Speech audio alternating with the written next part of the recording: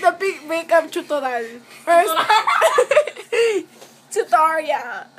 Step 1. How to make a third eye. First, get a liquid eyeliner. Permanent Permanent marker. Spray paint. Uling. Sharpie. For the better quality, use Sharpie. Ay, Sharpie pala. Sharpie. If you need to do some erasures, just go on No, and repeat. my forehead hurts. Push mo yan, di ba kayo nahihiya? Okay. Yan, maayos na din.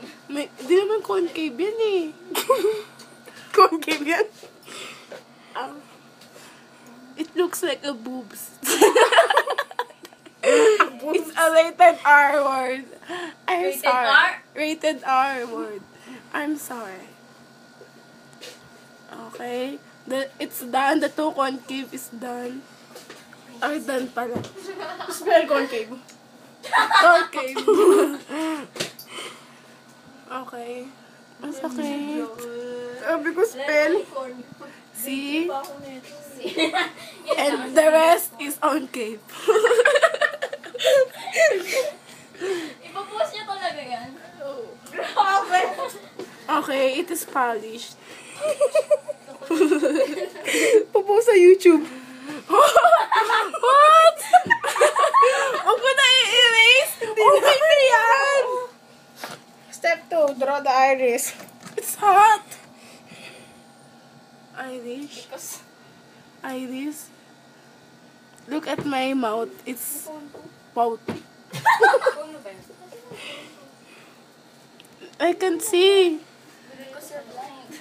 No. Then, draw the pupil. How many?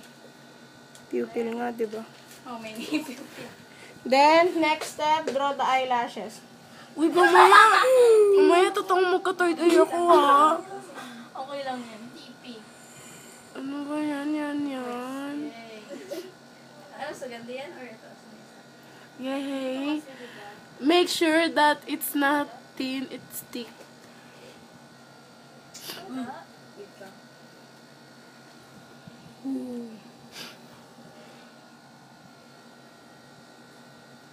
Kaiya din po tayo. It's 3 minutes. 3 years na. Maayos na. And finish. Yeah. Yeah.